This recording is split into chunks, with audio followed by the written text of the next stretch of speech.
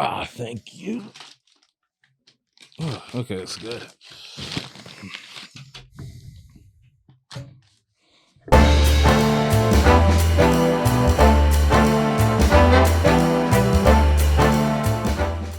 Welcome to episode 1, season 1 of the Wine Tasting with Comedians podcast, where we drink wine with comedians. So I'm your host, Lyle Behrens, and for our very first episode, we have Ralph Guerra, one of my favorite comics in LA. He's got a Don't Tell comedy special, appeared on MTV, Comedy Central.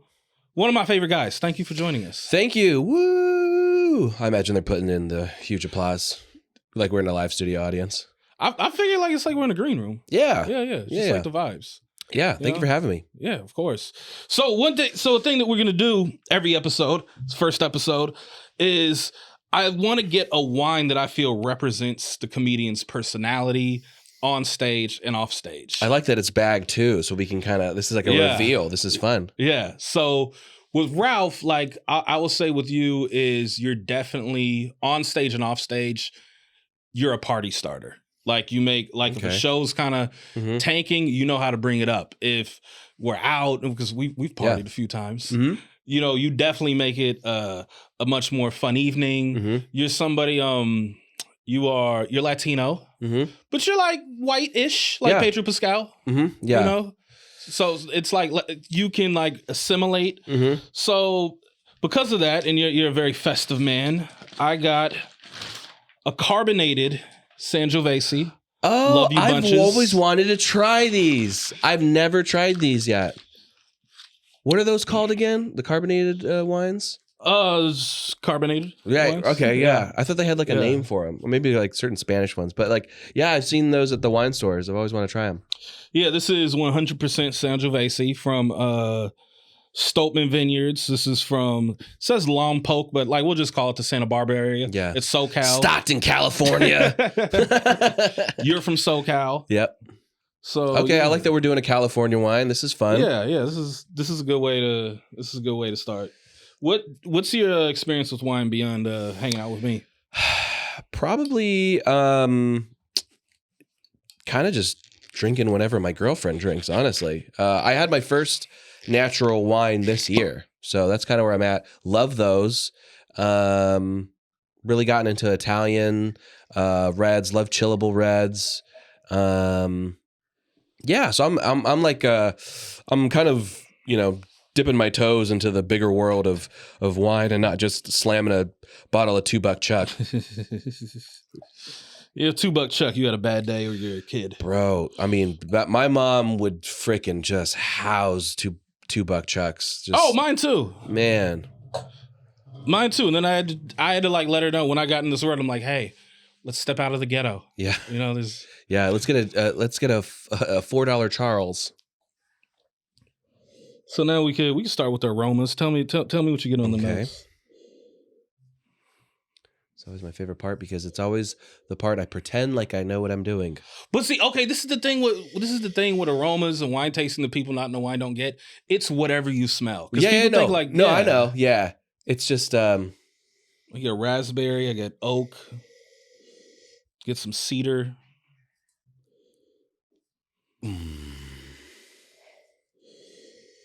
Yeah, I love sticking my nose in there. Like, gosh, I don't even want to drink it. Isn't it fun just like getting that high off it? Can we get high off of it? Probably. We can try. Yeah. Lord knows I have. We're just like freaking, just like those people are like a huff gas, but it's just good. It smells delicious. Yeah, definitely smells fruity. My bet is it's going to be really fun at the front, and then it's going to die off at the finish. But we'll see what happens. That's my guess. Yeah, let's go.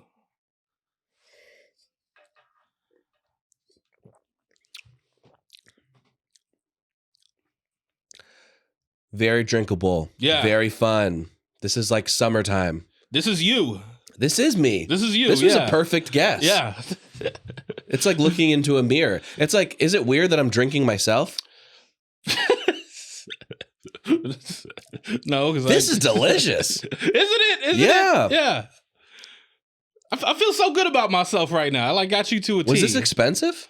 Well, we don't want to. No, it wasn't. It wasn't. Okay. It wasn't. Yeah, Affordable. Affordable. It was like $24. Oh, that's great. Yeah. Yeah. Wow. It is great.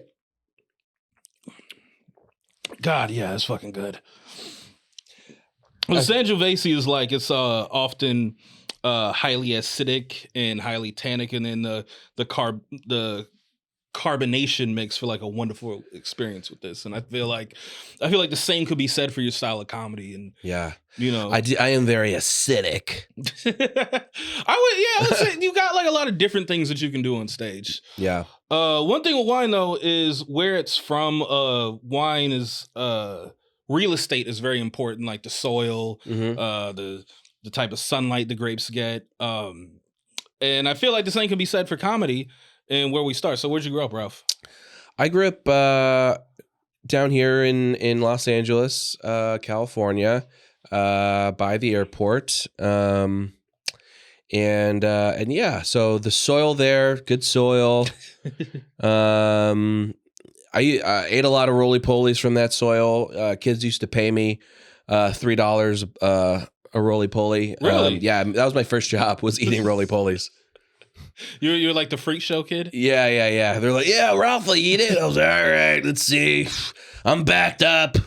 Now I feel bad because I ate some worms for, like by myself. Yeah, that's rough, man. Yeah. Listen, you gotta work with me. You need a bug pimp. You need a bug pimp that can get you paid for eating those bugs. I don't know. Like, I feel kind of weird as a black man. I just admitted eating bugs as a kid. I feel like that's very un-black. No, we all had our struggles, man. It's not a race thing. Okay, eating bugs is. This is where you need like somebody to chime in. In some countries, it's a delicacy. Yeah. Well, I think more people eat worms than they do roly-polies. I feel like I need to figure out how I can make some real scratch on that. I mean, you could be one of those content creators that like eats weird shit. Yeah, but I don't know if I have that anymore. Isn't that kind of like a fear though as a comic? Like if you do something that's too far away from comedy, you don't want to be like known for that other thing. Yeah, exactly, for sure. Yeah, I mean, I'm like 3 months away from just being a full blown accountant. This is like kind of lightly carbonated, huh? Yeah. It's got like just enough of that pop, which is like you got like just enough of that great crowd work, and like you'll go just far enough to be like, hey, I'll be like I'll pander a bit, but you'll be like, no, fuck it, there's a fucking line. You know what it is I don't. As long as I've been doing it, I'm still just not as comfortable with silence as I should be. So I'm always like, I want attention. I need interaction. I need energy. So I just keep it going like the whole way, which is freaking tiring. I'm always wondering why I'm fucking sweating for doing like a 7-minute set. But like, that's just the way I'm most comfortable. It's like, go, go, go, go, go. Okay, I want to say something though that like, to your point though, because there's like this thing, like for the people that don't know, is like with comedians, the thing we get told a lot is like, hey man, you got to be comfortable with the silence. Right. And I agree, but I think comics have gotten too fucking comfortable with silence. Like there's too many like just notepads. There's too many like looking at your shoes and shit. Yeah. I think for me, it's almost like it's making it worth it. Like if someone like. Comedy's it's not a cheap thing to go see. Like there are a lot of free shows and usually those aren't very good, but like usually like when you pay money to go see stand up, like I feel like as a performer, I need to entertain. So I feel like, it's like every minute you're, not talking and you're off air, like you're like, they're just like sitting there looking at you. Like they could be doing that at home. But like you gotta turn up the heat, baby. Yeah. I mean, and our tickets are often like what, $25? Yeah. Yeah. Mm-hmm. I mean, but you got some of them are like, you go to Vegas and it's like $55 a ticket. And you're just like, you're going to listen to me tell dick jokes for fucking $45 a ticket. But yeah. Well, so growing up in LA, do you feel like this is a thing I'm like really curious about with comics that grew up in LA and started doing stand-up in LA. Do you feel like if you say like you went to college somewhere else or you grew up somewhere else, do you think you still would have like pursued stand-up, or do you think it was just the convenience of it that like helped you get into it? Yeah, I think I would have. I wanted to do it since I was like 12 or 13. Oh shit. And then for me, it was just like, I always knew I was going to do it. And I was like, I'm already here. So I was like, I'll just do it. But hindsight, I wish I went somewhere else, gotten experience somewhere, some other place, been a big fish in a small pond, which I've never been. And then it's great. Yeah. Yeah, you know what I mean? Let me tell you, it's fucking fantastic. Send me to freaking Lompoc. Let me start over there. Lompoc. Is that where this is from? Lompoc. Lompoc, yeah. sorry. I love it when people, they're these like small California town names that people just fuck up. It's beautiful. There's some funky ones up there. Is this Galetta? It's Goleta. Like, does it matter? Yeah. Mm-hmm. But yeah. So, first impressions of the wine. I know we got into that. I like it. It's fun. You would buy this? I would buy this. Yeah, I think $30 my cap for wine. Really? Yeah. You know, that's funny because I feel like with wine pricing is like 22 to like 40. Like you're gonna have a great time, and then 40 to 60, like you could be like, oh shit. Yeah. But then once you go over 60, it's kind of all the same. Right. I mean, I get pretty bummed if I buy a $30 bottle of wine and I don't love it. And I still have a palate that likes dino nuggets. So I love chicken tenders are fucking great. What's your go-to? You're working a weekend at a comedy club. I thought you were gonna say, what's your go-to dino nugget? The Stegosaurus. You're working a weekend at a comedy club, and like, what's your go-to food? Jersey Mike's. Only because it's... No, from the club. Oh, from the club? Yeah. I go chicken tenders because I feel if chicken tenders are on the menu, like they're not gonna fuck that up. I usually go. Here's what happens when I go to a comedy club. I tell myself I'm gonna eat healthy, so I usually get a grilled chicken salad, and then I eat that, and then I'm starving when I get off stage, and then I eat Taco Bell anyway. Yeah. That's how it works. So like, I'm going to be healthy for dinner. And then you go like, fuck it. Fourth meal, extreme, blast, Taco Bell. Shut it down. This doesn't count. I got applause breaks and had drinks. It doesn't count. Oh, and plus like you take an edible. Like that's my whole thing now. I don't really, my 20s, I used to go out like every show, audience members. And like, now I just take an edible and watch Naked and Afraid and eat Taco Bell. You got a girlfriend though. Yeah, that's true. I still go out after shows. Even when I didn't have when I didn't have a girlfriend, like in my I don't know. Like I'm just like, screw it. I'll just chill. I just I like chilling more. My 20s, I was like freaking man possessed. The idea of potential pussy just has never escaped me. I can't. Yeah, what's that called? Chasing the Dragon. Is it? I think so. Oh god. I don't know if it's for pussy. I think it's actually for heroin, but I could be wrong. I mean, they're both like some of the greatest feelings on earth, so I'm told. Yeah. I haven't done either. You've had pussy. Yeah. Never heroin though. Yeah, neither have I. I think if they clean up this fentanyl thing, I'd probably try it once I get older. I've had that thought as well because I heard like on NPR. Apparently the heroin high is like as good as an orgasm, but it lasts like 2-3 hours. Yeah, dude. Every drug addict I've ever known that was like addicted to heroin, they're having a fucking great time. Yeah. Until they're not. And then it's bad. But let me tell you, nodding off looks pretty fun. Especially if I'm 75. Like, what am I going to be doing? Yeah, I mean, yeah. What are you going to do? Like wishing my grandkids will call me? No. I'm getting freaking high and I'm watching, I don't know, Maury's Son on TV, whoever's the new. Oh, I'm going outside and I'm like just fucking being obnoxious. You're going to be like an old man that yells? I mean, I'm a young man that yells, so why not? Yeah, I guess you don't get more docile. Well, I mean, the idea, because it's like, this is like the first, like, I kind of just discovered I'm problematic.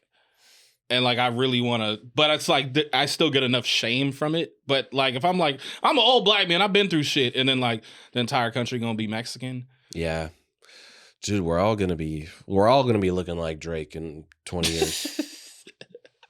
So we talking about first impressions of the wine. Yeah. I'm curious. The color's nice too. Yeah. What was your first impression of me when we met? I thought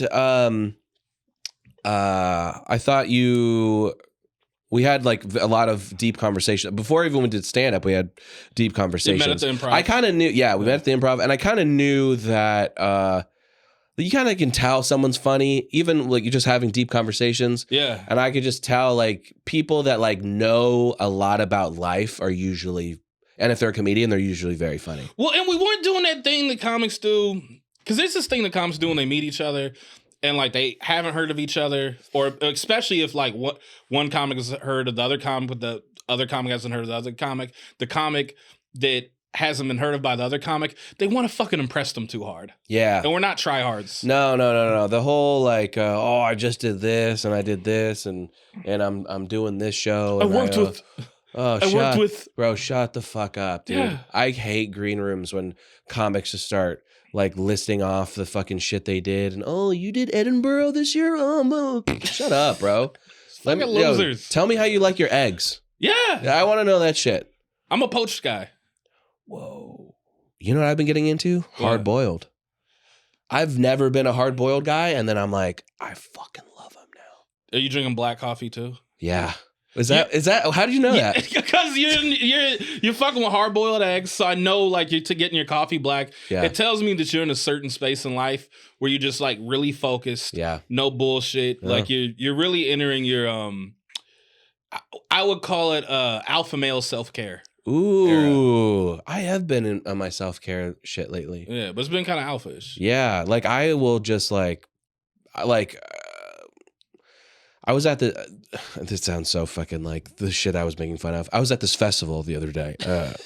And where was it? It was Atlanta. It was Red Clay, and they had this like brunch for like all the comedians to go and like network and shit. And like usually I'm like I really like networking, but I was like I woke up that day and I was just sad for some reason. Like, you just wake up sad and you're just like, I don't want to go to this brunch. I'm just gonna go like get a giant sandwich and walk through a park. And it was the best. Just like took myself on a date and it was incredible. And then I took a giant sandwich, walked through the park, went to the rooftop, drank 2 beers, did my show. Fantastic day. It was like a self-care that like I just needed to have, as opposed to just like full blown just like networking over a brunch. You kind of seem over it. Yeah. They just over like the comedy. Hey, let's connect. Let's do this. Yeah. No, like I understand it's necessary, but I feel like I threw myself into it too hard, or too early. And it's just like, when you like, a lot of times you put too much faith into other people. And then when you realize that they don't reciprocate that, and like that happens over and over again, then you go, okay, like it really is just like me and then like close-knit people that like you respect and talk to. 100%. 100%. Yeah. Well, I mean, and it's funny because people use the term a lot, gatekeeping. Mm-hmm. And I think it's really just like people just like working with people that they have a rapport with and they like. Like there is gatekeeping, there is like shit that is like, racist and sexist and all that other stuff. But like a lot of stuff, especially on our level and like the blue collar level of stand up, it's just people want to be around people that they fuck with and have a rapport with. And then it's like, and if you're not that, why keep knocking on that door? Yeah. It's almost like people want to go down paths that it would make more sense to just create your own. So like, you said this off camera. You said that the festival is mostly New York comics. Yeah, it was a lot of New York comics. Do you think if it was more like LA West Coast comics, like some Denver, Seattle, do you think maybe you would have like been a little bit more social? Because I found that like I did like a few I headlined the Attic in Columbus, and then I tacked on some shows at the Don't Tell Columbus, and it was cool. But it was like mostly New York comics, and they were like friendly, but they were still kind of like this, because New York comics kind of have this air of like, fuck you. It bothers me, especially when they're not from New York. Yes, I felt that a little bit for sure. New York comics were like, I've obviously just known them through the years. They've gotten nicer. I've been doing it for like 15, 16 years. They've gotten nicer over the years.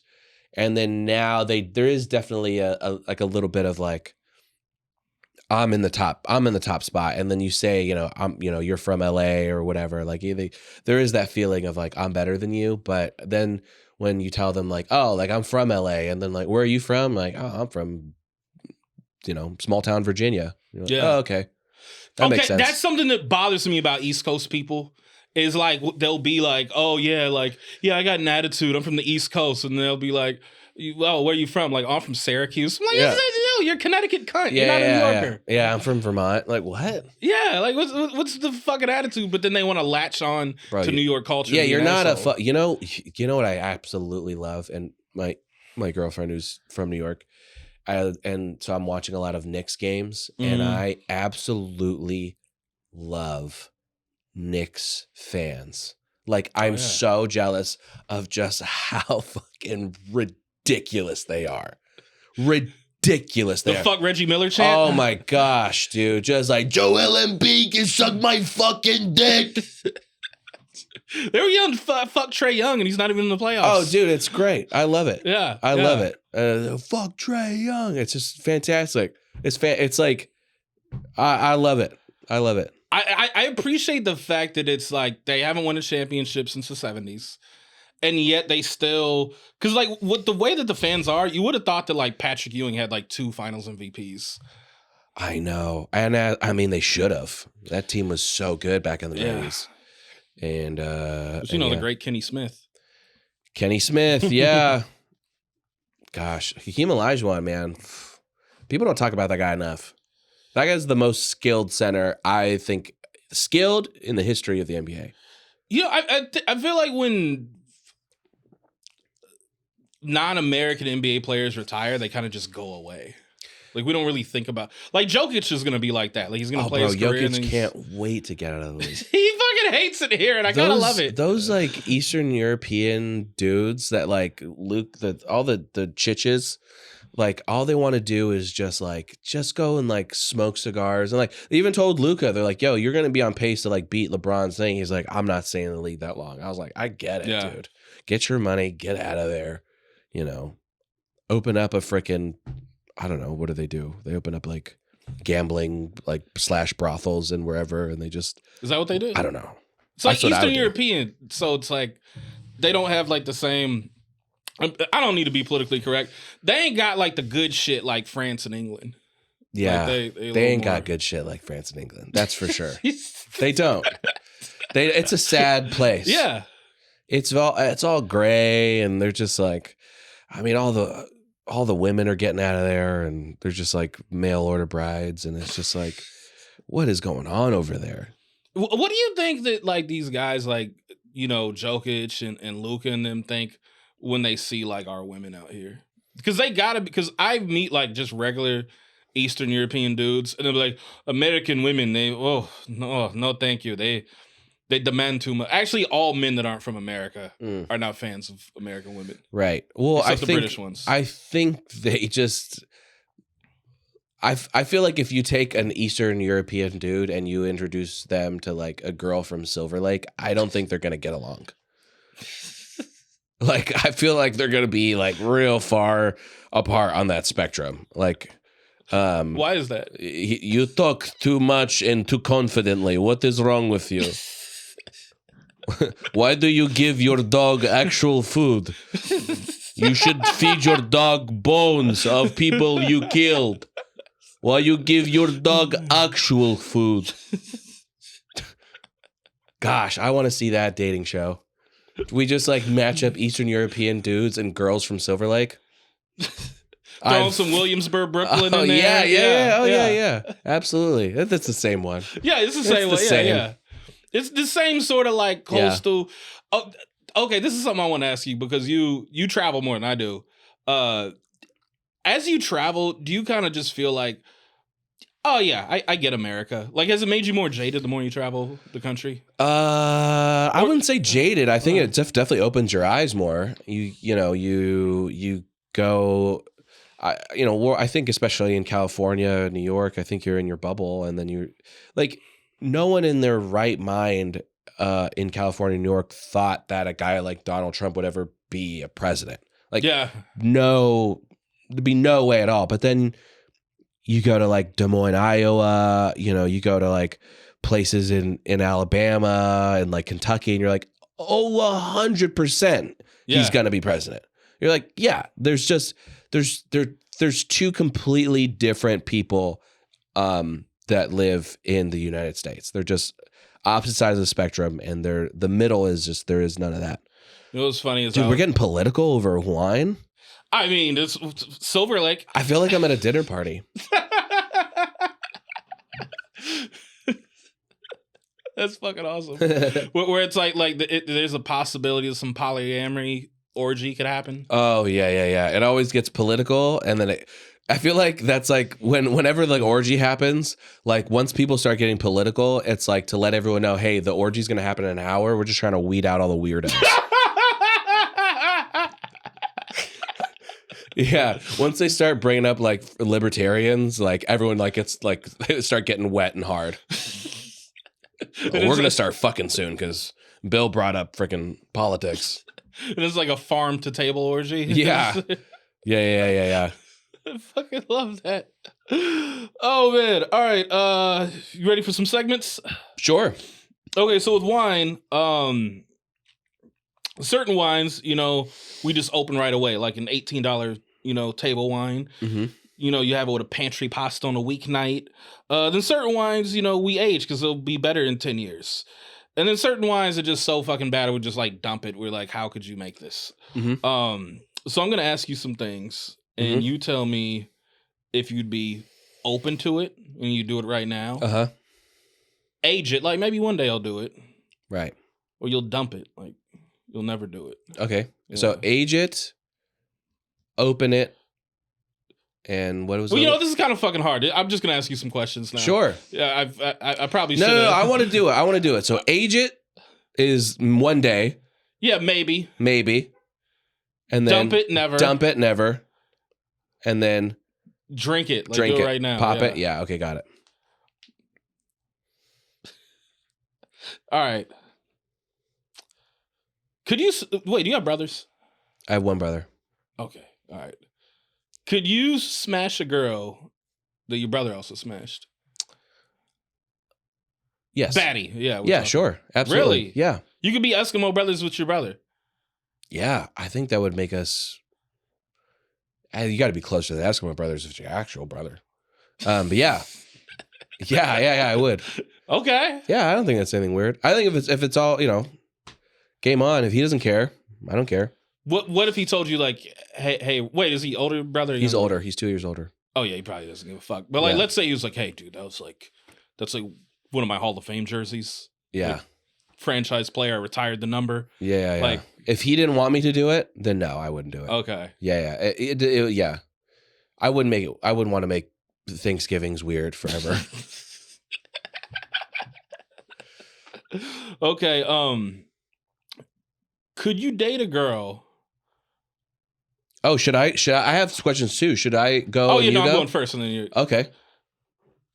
Could you date a girl who can only use their phone when it's connected to Wi-Fi? And you know what I mean. You know those like kind of girls where they always got some hoish shit going on, and they're just like, "Oh, just saw this. So my phone only works when it's connected to Wi-Fi." Like, and they always like bring a charger. Yeah. Just like a girl where it's like you just see her life through her phone, and you're like, "Yuck." Yeah, but like she's fucking hot and down. No, I couldn't date her. No. Could you clip her? Yeah, I think I could clip her. Okay. I've never heard that phrase, but yeah, I think I heard Brett Ernst say it. Really? Time. Yeah. Well, I do. I'm a Clipper fan, so I know. Yeah. I was like, dang, I didn't know the Clippers meant that. Yeah. But that's a whole different thing. I like the way like Italian dudes will talk about like just fucking bitches. Italian dudes, they don't give a shit. I know, it's so liberating. I know. I always like clutch my pearls whenever I hear them talk about women. Do you mind? Can I pour some more? Yeah, please. Feel free. Man. Can I pour you some? Please. It's almost like you hear that? Like you're not supposed to pour your own sake in like Japan? Yeah. I've because like I know about Asian culture because I got like white friends. That's a really funny sentence. Yeah, and like white dudes are like really into Asian culture, and I went out to lunch with a friend, and he pours me my beer, and he's like, "So this is custom for friends to do it." I'm like, "Oh, so I got to pour you a fucking beer now because you learned some shit." Yeah, and I did it because I'm like, all right, I'm Anthony Bourdain. Well, it's a good thing he didn't. It's a good thing he didn't just like not pour yours and like, hey, you're supposed to pour mine. Yeah. It was, all right, I don't know what you're getting at, bud, but no, he did it like on peak white man level where it was like strongly implied. Mm-hmm. It was like, now Lyle, it was yeah. This is so good. This is really good. Here's the like I haven't tried like as many like maybe good wines as you have. This is like right up there for me. Could you wife a chick? And when I say wife, I mean just like seriously date. Yeah. Can you wife a chick? Thank you for breaking it down for the white people. Yeah. I know you know what I meant. But yeah, could you wife up a chick that's had multiple boy girl threesomes? Boy girl threesomes. Dude, I love hearing the producer in the other room just go, Jesus. Jesus. Multiple, huh? You know, how many is multiple? Yeah, that's a good question. Let's call it 5. Jesus. Now I'm the producer now. 5 is a lot. 5 is a lot because here's the problem is whenever I would introduce her to my friends, is she just like thinking about being a shish kebab right now? Or like, what's going on here? Yeah, I don't know. I guess I'd have to like have a conversation and feel like, I mean, I wouldn't say no. I would say let's age that one. Let's wait on it. Okay. Maybe one day I could, and just like if we like talked about it and like it was, you know, we worked through it and whatever, we figured it out, and like maybe I just don't know if because like I've been in a position where I could have been in a boy girl threesome. And we all have. And I like me and my other buddy never had the conversation about it, and I knew that he really like was really into her, so I was like, I don't want to do anything because I could just foresee the conversation that we're gonna have, so I didn't jump in or anything. I just filmed. But yeah, so like I you know I could see how that could happen, but I don't know. Yeah, we'd have to have some conversations and figure it out. Okay. Say you hear some racist shit, and you hear like, you know, you hear some like you around some Mexican dudes, and they're like, they don't want to work. It's a Mayate mind state, like or like whatever. Would you be like, hey guys, that's not cool, or would you just be like, they're Mexicans going nowhere? I love my people, but they stupid. Like how would you deal if you heard your own people? Saying some own people being racist. You know, there's a lot. Well, here's the thing: is there's a lot of truth. There's a lot of There's a lot of like Latinos on both sides of like, you know, there's a lot of like racist Latinos for sure, especially like the Latinos for Trump that are like, I'm on this side of the border. I made it. Like you can't. I made it. I did it the right way. You can't do it. You can't. The ones that make over $60K a year. Oh yeah. Exactly. Like there's a lot. Like most of them that are in like the Orange County and shit. Yeah. Like they're very like, you know. So yeah, I mean, you check up as much as you can, like, because like, you know. Oh, but honestly, like, I've been around so much fucking racism that I just go like, it, just whatever, man. Just like, let me just get past this conversation. Like, can I just finish my honey bun? Like, why do we have to talk about, you know, all this shit? So yeah, like, I just because they're Latino doesn't mean I wouldn't check them, but like, they probably wouldn't even think that I was. So,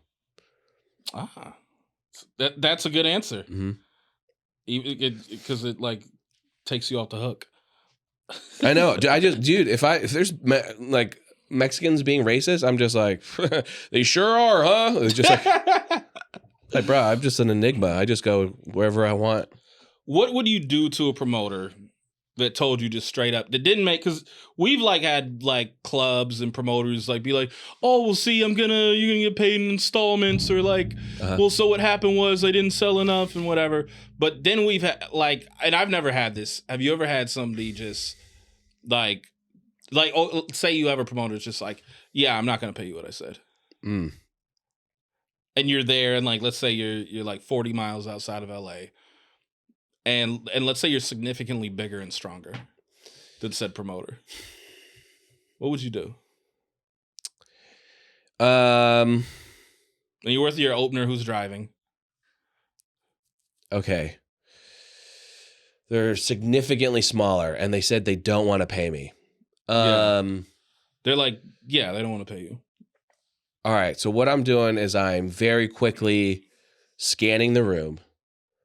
And I'm figuring out what costs what, and I'm just taking shit. Okay. I'm like, oh, okay, all right. Is that a PS5 under your desk? Boom, taking that. I was like, okay, what kind of shoes are those? Skechers, taking that. Not to sell them, but like maybe they're just comfortable. You know what's so funny? Dude, imagine jacking someone's shoes just because they're comfortable. That's the age I'm at now. It's like I would fucking rob someone for their Hokas. Drop those. Dude, they're expensive. They're like $180. I mean, yeah. I know you'll never wear them, but I got too much coon taste. Where I just can't. Like, I'm wearing LeBrons right now. I got. Yeah. There's certain things I'll just like never let go of. Man, are you ever jealous that let's say like white people that they can just throw on a pair of Hokas and just like go through life? Yeah, because like white people don't have to like be as like, I'm jealous. I gotta get like a fresh fade all the fucking time. I gotta like stay getting fresh haircuts, and right. White guys can be like, well, I do it myself. Like, it's cheaper. It's like, yeah, I bet it is, motherfucker. Yeah. You don't need a fresh cut. You don't need a fresh taper to get a hose. I do. That's so funny. Yeah. I mean, and that goes back to like a bunch of like, sad racist shit where it's like black people. Because like, I'll tell you this, black men, we wash our hands in the bathroom way more than white dudes. Yeah. Yeah, I believe that. Oh yeah. Yeah. 100%.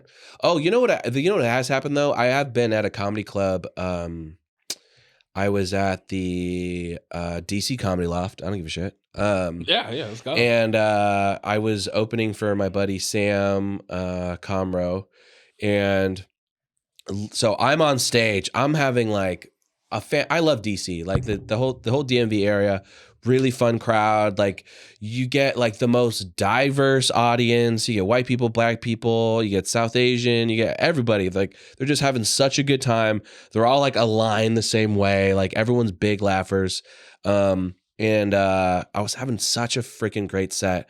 And I get up on stage, and the headliner Sam like looks like he just like watch his family just get hit by a truck. He's just like, and then he's just like pale, like blood in his eyes. And I was like, what's going on? He's like, you'll see. And he goes up on stage, Sam Comro, and he just starts lighting up the club because they didn't want to pay me and the host that he brought. Like they want to pay us like an extra like $200. Or less, $200 less than we were supposed to get.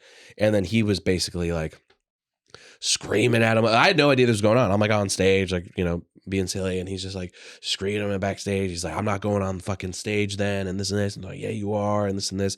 So they finally like give him like the cash that they were supposed to be given, me and the opener. And then he goes on stage anyway and just starts lighting up the club. He's just like, the reason why I'm so pissed is they try to take, money from my dude's mouths and this and take fun and this and like, and fuck these. And then the owner and the bouncer like yelling on stage from him. He's like, I don't give a fuck. And he's just like, bro, it was like, I was like, we're going to fucking fight in DC tonight. Yeah. Was that Friday or Saturday show? That was the end of the weekend. That was the last show. That's the last show. To do it. It was the last show of the weekend. And I was just like, dude, this dude is willing to fucking just like throw it down. And I was just like, Like, let's go. Like, I was just like, holy shit. Just like, he was like not going to perform. He's like, fuck it. I'm not going to do it. And then they're like, all right, we'll pay him. And he finally did it and just like threw him under the bus. And I was like, fuck yeah, fuck these dudes. Yeah. They also like are like notorious for not paying people. Damn. Yeah. So if you do the DC Comedy Loft, don't do it. Don't do it. I'm glad we got do that the on DC record. Improv instead. All right. Final question for me for the segment. You're hungover. And like one of those epic. Remember our night at North Hollywood at Burns' birthday? Yes. And we were Hollywood bad boys drinking Palomas. Oh yeah. Yeah, we had so many fucking Palomas that yeah. night. And our bill was identical. Bro, I think me, you, and Martin spent over $1,000 in alcohol. I was like, how did we do that? I was like, are we in Vegas right now? Yeah, it felt like we're in North Hollywood and drinking in a barrel. There wasn't even hoes there. No. Yeah. No, yeah, I was there with my girlfriend. I don't know how. And she brought her friend. I was like wanting her to behave like the hoes, but she wasn't. Yeah. And I wasn't a fan of that. Yeah. It's like you ever be like, hey, bring some bitches, and then they do, but they ain't acting like the bitches. They acting like. Yeah, I do know that. Yeah. All right, final one. All right. So you're hungover and get a call, $3,000 to do 15 minutes of crypto. But you're like fucked up. You're like $3,000 to do 15 minutes about crypto? No, to do at Staples Center. Oh yeah. Yeah, Staples Center. Yeah, $3,000, 15 minutes, crypto center. Yeah. Yeah. But like you're one of the worst like splicing hangovers. Like you're eating bread. I'll tell you this much. Yeah. I've had to do what you're saying for 30 people in Vegas for $75. So yeah, I would do it for that. Like because at the LA Comedy Club, you're there for like a Monday to Sunday. So you're ding, ding, ding, ding, ding, ding, ding. So by the time one show a night. Friday goes around, you're just like, you're not a person. Like you're just like dust. Like you're like a zombie. Yeah, you're just dust, and like you're just so hungover, and like you're just like, how the hell do you even like get up on stage? And you just like, honestly, you just like slam a bunch of Red Bulls, hope the adrenaline takes over, and you just do 15, 20 minutes and just like get off stage. I've had those sets. I only had one time I was doing a weekend and the hangover affected my set. Only one time. Yeah. Dude, I know people that have been so hungover they couldn't even perform. It's like pussy. I know. Ugh. You know? I mean, like, there's certain things with comics where I just go like, are you a man or not? Yeah. Because like female comics, we come, I have an autoimmune disorder. Like, all right, fine, like you a bitch. But it's like, when it's a man, it's like we're supposed to be strong. I don't know. Yeah. Yeah. Not us. I kind of don't like you not agreeing with me more. No, I know. I get it. No, it's like I feel like most people, and it's almost like you've done this. Like we've done this before. Like your whole 20s is just rolling out of bed and just like going to your job when you're just like destructively hungover. It's just like what it is. But like I feel like the older they get, it's just like it's really sad. It's like watching watching freaking Karl Malone and Gary Payton on the Lakers. You're just like, geez, you guys got to hang it up. Yeah. Yeah. I remember everybody's hyped that year too. And it was like, oh yeah, I thought they were going to win it for sure. Yeah. All right, your turn. All right, let's see. What do I got here? All right. Your opinion on walking a girl home when you're not into her. You had a date. She doesn't know you're not into her. You know you're not into her. She's walking distance from the bar. Do you do it or you just get out of there? Basically, are you a gentleman? Yes, but if she's just like such a fucking unfun hang, like if she's obnoxious, I'm like, all right, let's see how tough you really is. Because there's certain shit women can say where I'm like, all right, you on your own now. Right. Where it's like, you know what it is? It's like if women like throw out like the fucking, like if they're like, oh, well, I'm so fucking equal. It's like, all right, well, then sink or swim, bitch. Like, it's so that, but often, like if they don't cross a certain line, I will walk them home. Right. Yeah, I've walked. If it's walking distance. Yeah. I've walked many a women that I've been like, she's expecting me to like come inside and everything. I'm like, no. I'm just doing this just so like my grandmother, like who's dead in heaven, doesn't like spite me or something. That's really it. Yeah. I mean, I'm gonna just say women have gotten very bold these days. So, take that for what you will. But no, more 95% of the time I will walk them home. Okay, that's a good answer. Yeah. Mine are so silly. Would you ever? And what would it cost for you to perform as a legit clown for a kid's birthday party? Little Aiden, Beverly Hills. Oh God. Aiden, his brother Jaden, his other brother Braden. So I'm putting on whiteface. That's a plus. I got to put on a clown afro. That's a minus. That's funny.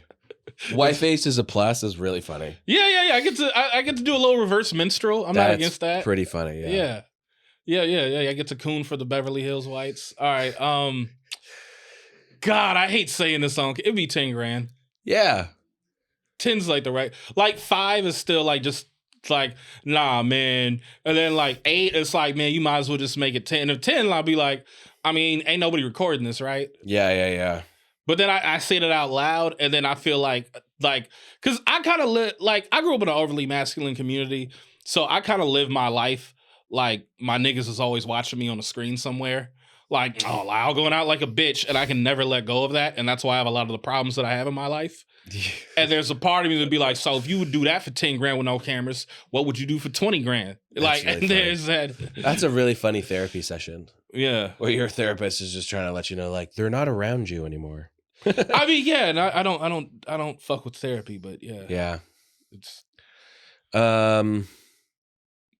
yeah. 10 racks. Yeah. What about you? Would you do? I'd do it for $1,000. Yeah, but you don't have the same racial connotation with certain things. I would do it in blackface. you go full Ted Danson.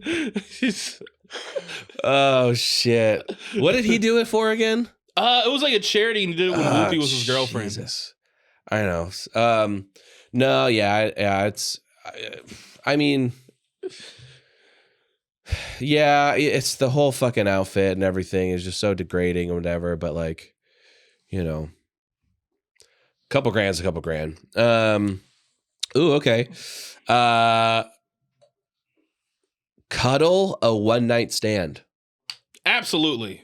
Oh shit! I didn't expect that. Yeah. Why do I seem like man? Get off me, bitch. Do I seem like that? Yes, okay. You do. I am. But with that said, there's like, because I'm in a space where it's like I don't have as much sex in my older age because I'm like I want to fuck women that I really, really want to fuck, and it's like, well, good luck with that. So it's like I don't get to fuck as often, but like when I do, it's like, yeah, I want this, and it's like I'm a lot more protective of my sexual energy more now too. So it's like I like to like ooze sexuality because it's we animals. You need to you can't be sexually irrelevant out here. If you're still in your 30s, but no, yeah, because cuddling is fucking nice. Yeah. Oh my God, I'm about to get like a little personal. Mm-hmm.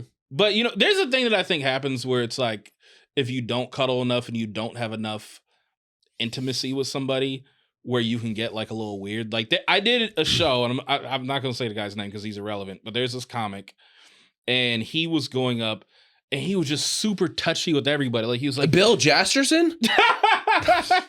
I know you made that one up. No, that's not like somebody would be like somebody would be in like Slow or Lompoc or something like that, or like Lompoc. Santa Rosa. Yeah, it's like he books us like one night. Yeah, Bill Jasterson, real tickly. Yeah. But no, he was just kind of going up to everyone. He's like, hey, and it's just real touchy, like with the men and the women. And I think he was like, he wanted to like be touchy with the men to like even out. He was like, no, I'm this way with everybody, so he could be touchy with the women. Right. And I asked my boy, like, I was like, yo, what's up with your boy, man? And he said, well, he's not intimate with anybody physically, and so now it comes out. And he looked like a garden gnome. So he's like asexual. No, I think like he wants to fuck, but I think he's a heterosexual guy that just isn't able to, express himself. Is he not like a good looking guy or anything? He looks like a garden gnome. He's like 5'5". He's got like, it's kind of like, imagine if you like just shrank Action Bronson and then you put some hipster on him, then you put some shit in his beard. And yeah, that's what he looks like. And at one point, this dude said to me, he said, I am the best, I'm not going to say the name of the city, but he said, I am the best comedian that's a host that's 2 years in doing stand-up. And I said, so you feel good about that? All right, that's cool. And then he said, I feel like you're trying to like sun me now. I'm like, nah, man. What city is he in? San Francisco. Okay. So, all right. I said I was going to say this. Damn it, Ralph, you made me say That's okay. I don't know. I was thinking of someone else, but I thought I had it. No. It's a bunch of losers in that city. But anyways, my point though is like, if you're not intimate enough, you can kind of become a weirdo. Yeah. I actually didn't know how to have a one night stand because I had a high school sweetheart for a long time, and then when I tried to have one night stands, like I only knew how to have sex in a relationship, not like to just fuck someone. Like, so I would like. So you didn't know how to use condoms? No, yeah, but it was more like I only know how to like make love, like, and like hold them and like scratch their back after and like touch their hair and be very like loving. Like, you're not supposed to do that to some fucking, girl you met at a fucking bar, fucking, you know what I mean? Like, sounds like you fuck like a Portuguese man. I kind of do. That's why this wine, like, you know what I mean? I feel like I am this wine when I make love. But no, it is very like very sensual. And I realized that like, I'm like, what am I like? I remember just like, I'm like holding this girl named fucking Coco, and I'm just like, like touching her freaking like back and shit. I'm just like, I don't love this person. Why am I like caressing her? See, I've had that problem though, where it's like I get like too comfortable, but like in a different end, like I'd be like telling girls like open their mouth and spit in their mouth and like, hey, could you not do that again? Like, yeah, my bad, I got carried away, and like. Yeah. Yeah, no, I'm like brushing their hair. I'm the opposite of what you're doing. Yeah. But I mean, I'm like picking them up from the airport as a one night stand still. Like, yeah, I'm still like one night stand, but I'm like in love with them. Okay. Go to Burning Man with a bunch of people from Portland, Oregon. Dump it. No, absolutely Dude, not. I heard the producer go, oh, hell no. Those two things, like, all right, so first off, Burning Man's like, the only way you could get me to Burning Man is like for like, get me there for a bag. I do it for less than 10 grand. Right. But I'm performing there and I need like, fuck all that, like, we trade shit. No, man, I need air conditioning. Like, I need to be on there in some bougie shit. Glamp. Yeah, or like, get me the fuck out of there. Me too. I'm a glamper too. Yeah. I'm not trying to like. We're prissy city boys, man. Yeah. We Hollywood bad boys. Yeah. Yeah, okay. Yeah, and Portland, I barely like going to Portland when I'm required to. Mm-hmm. Would you ever get married in Vegas? Or do you want like a thing? Or do you want to just be single? All right, well, first I'm going to answer the married in Vegas thing. Yeah. There's just something that's just very Walmart about that to me. Uh-huh. I just can't. I don't know. It's like there's two things I'm like kind of snobbish about. Okay. When it comes to marriage. It's like one, the idea of like having a kid and not being married is just like yuck.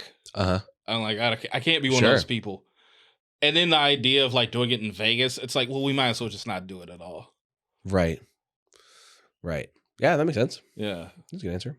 I want to be, No, I mean, I for me, I go like, maybe I don't believe in it as much. So I go like, fuck it. I don't care. So I was like, I just want to do it. Let's do it. Oh, really? Yeah. But see, that's like why I think it's you millennials. have somebody and I don't. Well, maybe. But I think I think just as millennials in general, like it's, I don't even know what the percentage is, but like I barely know any of my friends that their parents are still together. Yeah. You know what I mean? Yeah, that's true. So, all right, the last one that I have is drive 1,000 miles to hook up with your celebrity crush. Yeah. Yeah. Who's your celebrity crush? Damn, do I have a celebrity crush? I just got like I got like okay. I met like a porn star. You'd probably drive 1,000 miles and just like, all right, just a random, just bad chick. Yeah, I would do it for that. Like, yeah. So right, so celebrity crush is irrelevant. Well, all right. So I met like a former porn star at the Netflix is a Joke Festival. The other night. How'd that go, by the way? Wonderful. Thank you for asking. Oh, nice. Yeah, it was good. Yeah, it's funny. I went over to the bar. And then I was like, I put my drink down, and she had like big fake titties and like strong arms, and she looks like my Instagram feed. I'm like, yeah, let's get it popping. So I go over there, I put my drink down, and I'm like, all right, I'm waiting to hear a good set. And then I put my drink down, and then I put a coaster on top of it, and I get ready to head out to fake a phone call. And she said, hey, good set. And I said, hey, I was gonna fake a phone call. I just told her that because I'm very unhinged these days. That's fantastic. Yeah. And then I saw she does porn, and then I found her work, and that's probably my current celebrity crush as a pornographer, a former pornographer that I met recently. Yeah, she's the reason that porn is actually legal in Canada. Really? Yeah. Dang. She said that to me like within 5 minutes of talking to her. Oh wow. She said I'm the reason that porn is legal in Canada. How old was she? She is 40. Oh, okay. Yeah. Wow. Entrepreneur. Yeah. Dang. Yeah. Celebrity crush. Man, it's hard because you know why? Because it's like living in LA, I have like less celebrity crushes. I kind of feel the same way. Yeah. Okay. Oh, okay. Remember the show that we did in K-Town? I don't want to say the name of the venue because fuck them. They some busters. But yes. Yeah, so we did the show in K-Town. And at the show, there's a girl in the audience that I was flirting with when I was on stage. And black girl was with her mom. Yeah. And then after the show, Gary Anderson goes up to her and he said, "Yo, are you on the Dear White People TV series?" And she said, "Yes, I am." And then I was just like, "Yes, I remember that. Let me see if I could pull her." But then I was getting like, I can't pull her energy. I was like, I ain't gonna try. Yeah. And then there's something where it's like, I can't fuck a Netflix regular. And there's something that like turns me off about that. And it's like, man, let me fuck a girl off Instagram.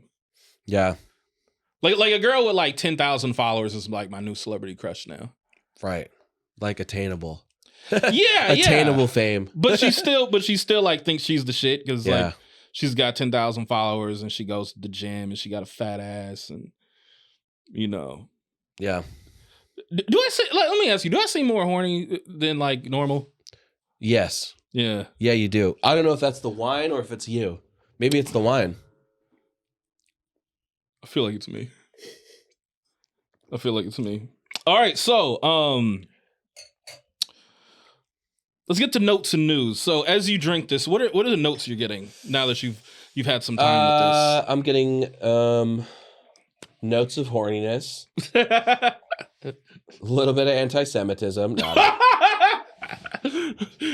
From the Kanye West estates. That's so funny. Hold on, let me try it again. Yeah. It smells so good. This is so fucking aromatic. This is like one of my favorite wines. Like I don't want to seem like I'm such a wine newbie that I'm saying like this is my favorite wine. I have had really good wines before. This is really right up there. We drank a lot of wine before. So it's like I will say I've brought enough stuff around you to where I'm like, yeah, you've had enough stuff. Have you had this? You ever this one Faints? It's a natural wine called Faints. Feins. That was kind of top dog. This is really this might even beat it. Yeah. Yeah, it's fruity. It's fun. The front is I don't even know the proper terminology, but the initial taste is the front's good. Yeah, it's very fruity, very fun, and then the back end it doesn't just die down. I get a lot of red fruit. It doesn't die down, and then it's like the back end is like it stays. It's very because you ever have those ones where it just cuts off, and you're just like it's like almost like it didn't even have a sip, and it's just like it just ends. Like this is just really nice. It's like I think to me like the perfect summer red. Like if you're like maybe not a brunch, maybe like maybe more like sun's going down, red. Carbonated. This is the way to go. This is a good beach wine. This is a good we're on like a patio and there's like some nice furniture and like there's Aidens and Cadens and Bradens running around. Yeah. You know the vibes. Mm-hmm. So let's do a segment called Notes and News. So one thing with being a stand-up comic is, you know, sometimes we'll do current events material, especially like if it's something that's going to go away and we got to get it off now.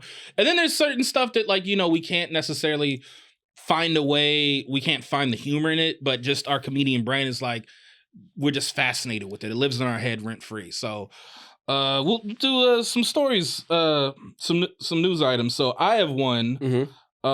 This is let me find it here. So this is via foodbeast.com. Mm-hmm. Trader Joe's faces allegations of egregious copycat tactics. Taste recently issued a story where they interviewed a small business owner. I'm messing up the name, Shaitra Agrawal, who is the owner of Brooklyn. Agrawal. Oh, thank you. I think I don't know. I'm just. Oh, I was gonna say you've done a spot on facial recognition comedy. Who is the founder of Brooklyn Deli and creator of roasted garlic akar? Is that how you say it? Akar. I don't know. I don't know what the fuck I'm talking about.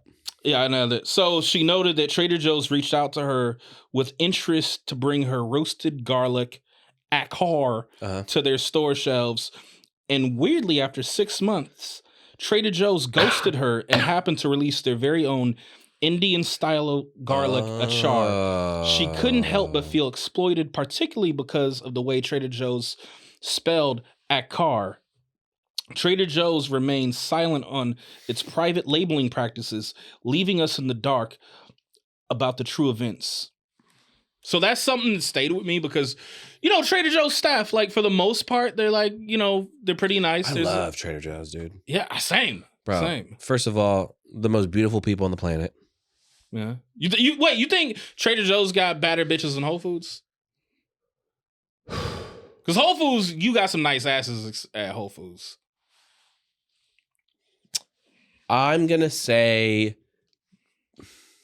yes, because I feel like Whole Foods, obviously it's bigger, right? Yeah. But here's the thing. I love a girl that snacks, and Trader Joe's is the better snacking spot. Like their snacks are superior to Whole Foods. Yeah. Like those girls are more fun. So like maybe there's like blood sugar don't get low and they keep their energy. They're just fun. They're just more fun. Like girls that like Trader Joe's are just more fun. Yeah. Yeah, because girls that are like Whole Foods bitches are like just real like I have a routine and I wake up early and I meditate and I journal and it's like like that's fun. Yeah, no. Trader Joe's, like if you've had cookie butter before, like you're a dope girl. Yeah. For sure.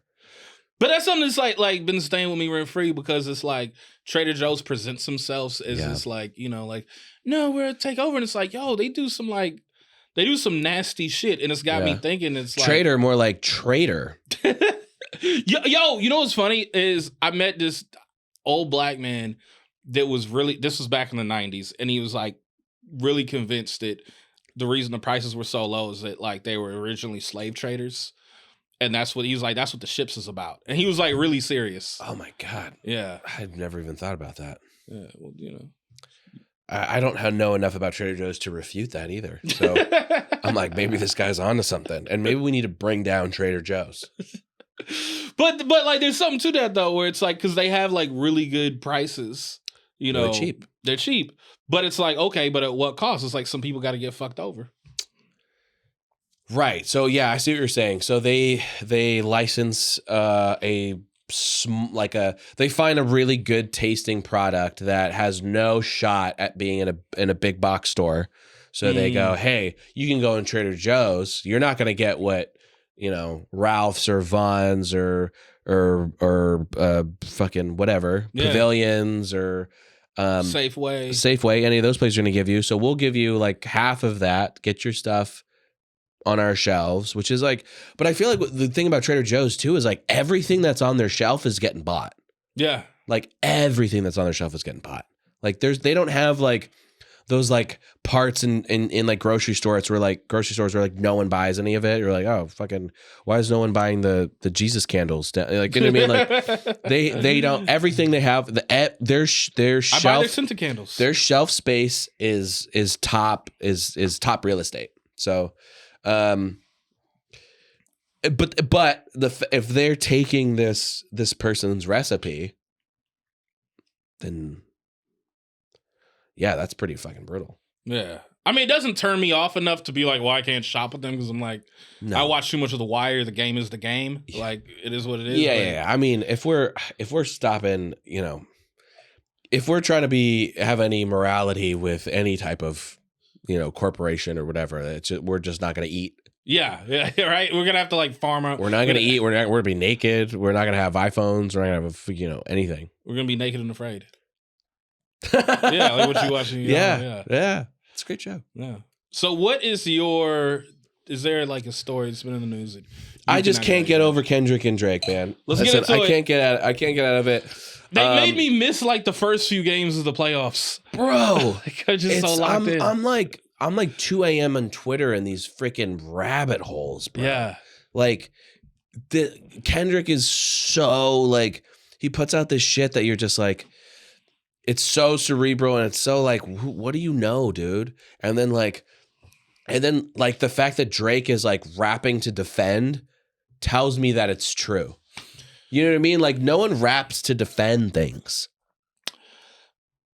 You always, like, in rap beefs, you go attack, attack, attack, attack, attack, attack, attack. And then Drake's like, hey, those things aren't true because this is why. And I'm like, All right, I want to push back a little just for the sake of entertainment. Sure. So we do have to remember, though, that Drake don't think like the average Black American rapper. So it's like he's going to... That's a good point. And he's also Jewish. Is he? Very. He's Black and Jewish? Yeah. Like Lenny Kravitz. That's right. Lenny Kravitz is Black and Jewish. That's fucking cool. So in The Heart Part 6... Damn, they make good-looking kids. I mean, Lenny Kravitz. Zoe. That's top-notch. Zoe Kravitz. Yeah. All the Kravitzes. Yeah. I mean... Which sounds like a delicious cracker. All the Kravitz? Yeah. Let me get up in your Kravitz. Yeah. We use it different ways. Like, let me get all up in your Kravitz. Yeah, and then it's like, let me put my sloss in your Kravitz. And we got Crenshaw. No, but so it's like when I heard The Heart Part 6, I'm like, oh, he went full Jewish mode. He like tried to put Kendrick on the couch. It was like, well, maybe it's because you abused yourself. That's why you're accusing me. And then he got like, and then he's like, oh, of course you take the Weinstein angle. Like, Weinstein? Niggas ain't thinking about it. Like Weinstein. Yeah, you said that. Yeah, we thinking about Cosby. Also, it's just like, he brought up Millie Bobby Brown. We didn't. Yeah. Like, Kendrick didn't. So even though that is where it stems from, but. For sure. But the fact that all you have to do these days is say something and the internet will just do its job. Like, they'll pull the receipts from years and years and years and years and years ago. Like, the same reason why if you ever get an SNL audition, you better fucking delete your Twitter from 10 years ago. Like, I remember when... I need to delete some podcasts. Bro, I'm done. I can't... I'll never be famous from shit I've said on Twitter years ago. But I remember Melissa Villaseñor, when she got SNL, I was just like, she got in hot water over some dumb shit. I was just like, who, like, is just like, oh, someone got something good, let me go take them out. You gotta be a fucking hater to do that. It's so brutal, bro. But I mean, it's like, how much of a loser do you have to be to do that? A big one. Yeah. A big smelly loser. But then, like, something like that, it's like, okay, let me ask you. And this is, are we putting on our conspiracy hat or not?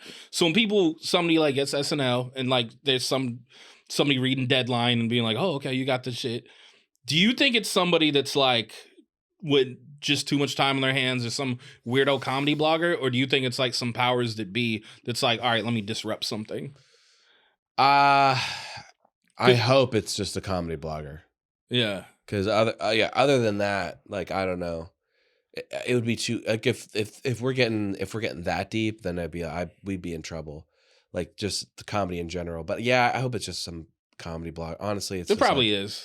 you know, it's just like everyone wants to be the person that breaks something. Yeah. You know, they're like, regardless of what it is, like even in kind of like a bigger note, like no one gives Hannibal his flowers for breaking out the Bill Cosby shit. Like that started because of Hannibal Buress. Yeah. Like he's like, hey, look it up. This is fucking true. And then it just snowballed. Yeah. So what's the thing that is there like a thing that with the Drake Kendrick thing that just really stays with you? You know, so right now it's that dude, whoever's on that Twitter account. Have you seen that? No. It's, what is it called? The Ebony Prince 2K24. Yeah, he's the person that works who was an employer at the hotel that Drake stayed at, where they got all the album art for Meet the Grams and all that, and with his clothes and the prescription, the Ozempic and the date rape drug and the gloves. Oh, there's a date rape drug on it? Yeah. Damn. And then all of a sudden there's like jewelry and there's a photo of that journalist, the guy that's in the wheelchair, that guys in the DJ Khaled videos, and it's just like everyone's saying it's just like, oh, it's just like, because that journalist, like, he had to like unfollow all these like underage girls, like it's like his press team's like, you can't, you know, we got to get out from under this. And it's like, is Drake setting up these like young girls for this journalist? And then all of a sudden, like all these receipts from these jewelry places, and this person has all these like diamond necklaces and stuff. It's just like that kind of like conspiracy theories. I will jump, like I'll let myself get taken by it, and then I'll pull myself back to reality eventually. But like, to me, it's like super fun to just go like, where the fuck is this going? Like, you know, did we plan 9/11? Did we know the planes were coming in Pearl Harbor? Like all that shit. I just go like, let me go down the rabbit hole, and then I have like a rope to like reality that I tie to. I'm like, I'm gonna jump down, but then I pull myself back up eventually. But like this kind of shit, it's like fun to just like, it's like real life fucking. And maybe it's society that like has set us to this with like, you know, reality TV and all that stuff. Like, hey, this is as reality TV as you're getting. Yeah, and it's like everyday people, because there's already like a distrust of mainstream media. So I think just the fact though that it's like some regular Ebony Princess or something like that, and it's I mean, how many comedians have we said, oh, nobody's a better detective than black women, you know? Right. Def Jam coons. Yeah. But so it's like there's that component to it, and then there's this sort of thing where it's like, I think people kind of like, because you kind of want to believe Drake's like guilty, right? I mean, I've never liked Drake. Okay. I've liked some of his songs where I go, oh, this is a good one, but I've never like, because I watched Degrassi when I was in high school. See, I didn't have that relationship. So, I'm like, Drake give bops. Like, I watched Degrassi in high school, so I was like, oh, okay. And then I saw him, I was like, that's the dude from Degrassi? And then it's like, so I never got the authenticity that maybe he was trying to go for. So like, it all just seemed like a show for me. So whenever he's like doubling down on how he's this dude, I'm like, oh, like that never connected. You know, as opposed to like, you know, like I don't know much about Pusha T, but I knew that like when he pulled out who Drake's son actually was, and then Drake denied it, and then it turned out to be true. Yeah. You know, it's like, holy shit. And then like now Drake's beefing with a guy who's fucking better than Pusha T. I'm just like, you know, this isn't good. Yeah. But I don't know. I just got freaking enthralled by everything. And maybe it's also because Kendrick's from LA too. They were just like, well, no, you got to be a homer, dude. Yeah. Because you're real quick. Can you please explain? You did it when you did my other podcast, but can you explain why you're a Clipper fan over a Laker fan? I love this take. I love it. Well, for me, I'm always into the underdogs. Like first and foremost, like that's always my thing. But I think growing up in LA, especially like when I grew up, like the Kobe and Shaq era was like, it's like $300 to just get into a game to see them play, and it was just like $6 to go see, you know, Lamar Odom, Elton Brand, Darius Miles, Quentin Richardson play, and it was just like the most fun ever. for $6. And then you get that. Then you had the Baron Davis. Then you had Blake, and then Baron Davis, Lob another City. hometown guy. Yeah, Baron Davis, Crossroads High School. And yeah, so then like you get there, it's just like, and there's no ego with it. Like if you're a fan of a bad sports team, like you have no expectations. You're like, oh, dope. Like that was a cool season. I got to root for my team, and always rooting for them to win one, but like they don't, like there's no, nothing off my back. But like with like the Lakers, it's like you have like champions and like every time it's like you're always in the media, you're always in the public eye. It's always this huge disappointment if you don't win. You're like, oh fuck, like this and this, and like, oh, we should have won. It's like, as a Clipper fan, like I'm so used to losing that I'm like, cool. I mean, I've been a Laker fan since the 90s, and I will tell you, like, it's very cringe when, we're playing a playoff game against the defending champion Denver Nuggets, and then nobody cares. It's just a bunch of people walking around in, like, Laker jerseys not giving a fuck. It's like, how? Yeah, I mean, that's like, that's LA here, sports in general. Like, we're not, like, unless you're actually, the weather's nice and we have dreams. LA is the city of champions for a reason. Yeah. We have so many championships in so many different, leagues and whatever, that it's just, and there's also so much to do. People go like, people in Detroit, like, they don't understand that, like, yes, a Super Bowl in Detroit would change the fucking city. But, like, a Super Bowl in LA, like, I'm a big Rams fan. I went to the Super Bowl parade. The next day, we all just went to the beach and forgot about it. Like, it was just like, there's so much shit to do. There's so much shit to do. Yeah, it didn't look like an LA sports parade. No. I mean, haven't been here as long, but still. Yeah. I mean, it was big enough. Like, it was like probably like maybe only 100,000, 200,000, as opposed to like, if it's Detroit, it's like fucking 2 million people out there. Did you go out during the labels when the Lakers won the bubble and people were out in the streets? No. I stayed my ass inside. That's good. Not kill our parents. Yeah. All right, so I got to ask you, by the way, before we get off this, is there anything left from the Drake Kendrick thing that's just like living in your mind rent free? No, I'm honestly just like, like today I actually left like feeling kind of bad for Drake, like just as just like someone that empathizes with the people, and I'm just like, because if he's not guilty of any of this, and he took this big L and he started this whole thing, and he has to like go off into obscurity, and he's not about this life. You know what I mean? He's never been about like this, so it's just like, who is he really? Like I feel like he has just such issues with his like own like identity. Yeah. Like he doesn't even know who he is. Okay, so my Drake take. All right, so it's like, because Drake is somebody for me. He just gave me like, at first I'm like, hey, he's all right, but I'm like, he just kept giving me bops, and it was just music that fit with my lifestyle. Great. Yes, where I'm like, I'm moving around, I'm doing comedy. So throughout the 2000s, I'm like, yeah, it's like he's talking about like people coming with passive aggressive energy. I'm a comedian. I'm used to that shit. Like, I got enemies. I got a lot of enemies. Yeah, I get that. I absolutely get that. My acting days are over. Like, I feel that. But here's what I'll say with Drake. So 2 things. One, a part of me kind of feels, because I'm like, his defense was like really bad on the Heart Part 6. But I'm like, all right, so he was texting like a 15-year-old girl as a 31-year-old man, which, I mean, he needed somebody around to say, this is why he needs American black people around, because somebody needs to say like, nigga, why is you texting a little white girl? Like, right. But I'm giving her boy advice. It don't fucking matter. You shouldn't be texting no 15-year-old white girl. Mm-mm. And to me, it's like, I kind of see him, this is where I think this is his Jewish side. I think he's on some Larry David shit. Because this seems like something that would happen to Larry David. Remember that episode of Curb Your Enthusiasm? He's texting a 9-year-old? Right. So that's my first thought.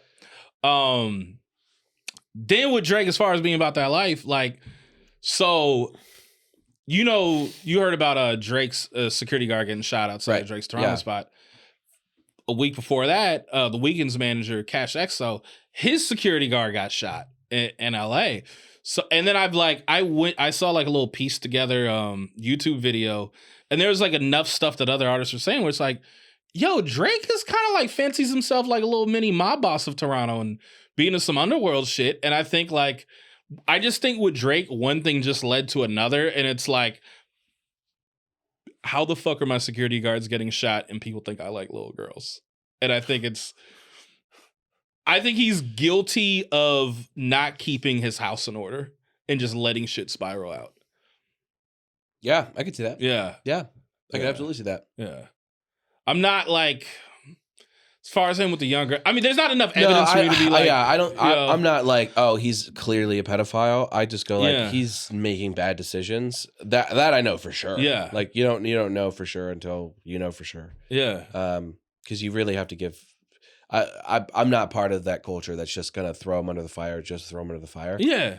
You got to give people the benefit of the doubt, but like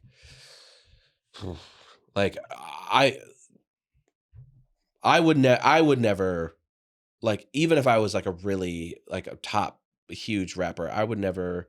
There's a few people I wouldn't rap battle. Like that's one of them. Yeah, like I think like it's like Kendrick, 97 Biggie, the Colonizer line too. Like that was very that was heavy. You and a colleague, I was heavy. I was like, damn. And then and now if you're an Atlanta rapper, how do you work with Drake? You know what I mean? You just go like. You know, if Drake, like, if Drake comes calling to you, like, how do you go like, fuck, man, like, you know, like it just puts that extra bit of like, yeah. So, I think Drake's smart for just like chilling, taking the summer off and doing whatever he's got to do. It'll be interesting to see what life is going to be like for him when he comes back. He'll be fine. Yeah, I mean, as long as he just sticks to the hits, like he'll be fine. Yeah, he doesn't do interviews too, so like none of them do. Yeah. Know? So as we wind things down, wine can be a very expensive hobby. And as you were saying, like you get disappointed when you spend too much money on. What'd you say, like $30? You get disappointed? Yeah. If I spend $30 on a bottle of wine and I don't love it, then I'm like. So buy it again or one and done. Last segment. So when we try a bottle, we would either try it again or it's one and done. Would you get this one again? Absolutely. Would you buy this? This goes on. This goes on my thing that I'm going to buy probably frequently. So what is the most expensive thing you've done that was like, oh, that was fucking worth it? And what's the most expensive thing you've done where you're like, that was not worth it financially?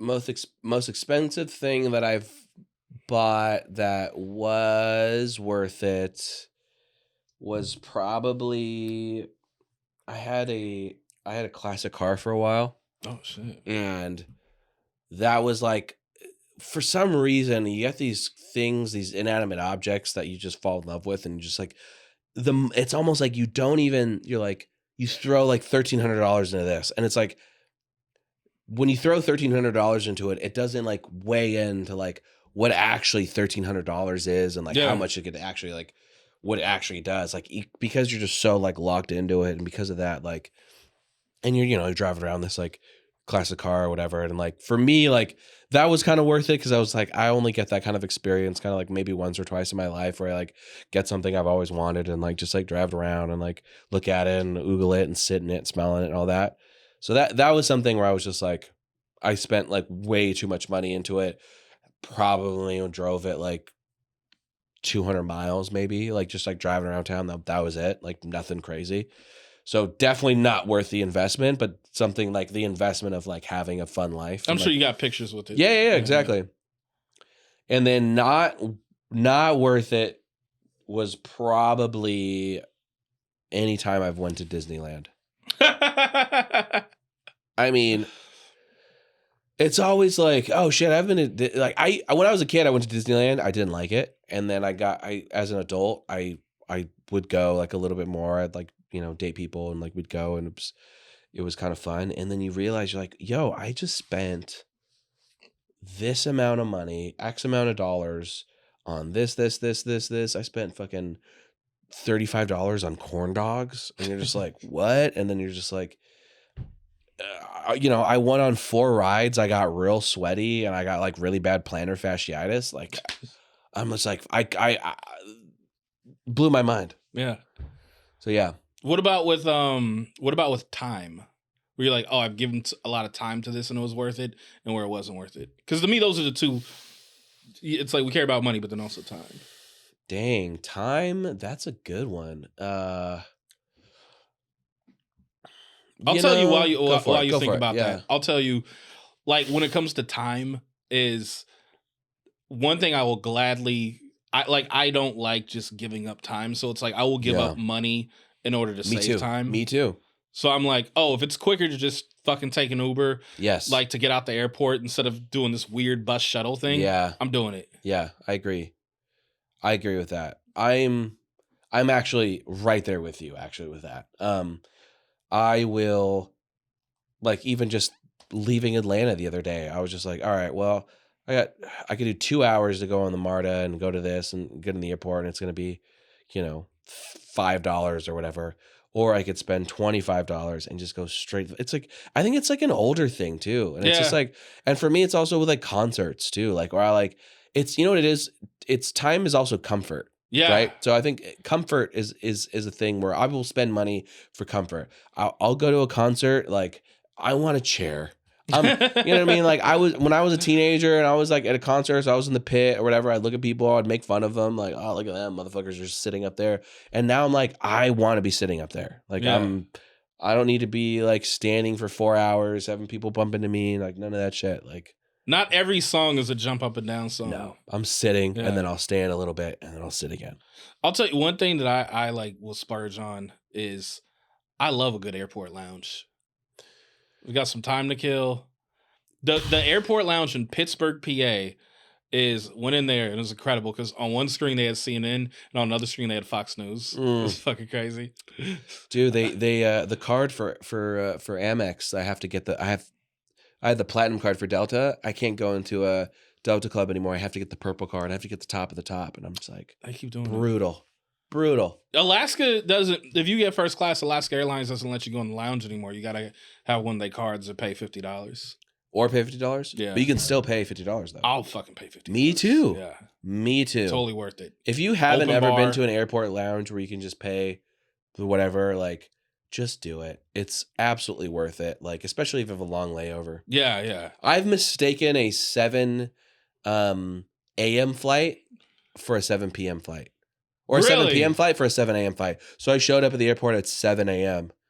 And then I was like, where is everybody? And they're like, oh, this is p.m., honey. And I was like, 12 hours early at the airport. And they're just like, they felt so bad for me. They're like, hey, just go stay in the lounge. It's fine. You stayed there all day? All day. So drunk. So drunk. So many Aperol spritzes. That's a good drink to like go through with the day. So Ralph, as we clean our glasses, anything you want to plug coming up? Just follow me, Save Ralph Guerra on Instagram, and I have a few shows coming up. Some in LA, some on the road. I'll be in North Carolina coming up in a couple weeks, and I'll be San Diego at the end of this month. I know, and I'm sorry about that. He was supposed to do his show. Yeah. But where you at in San Diego? The ACC. Okay, nice. Yeah. I did it. Rest in peace.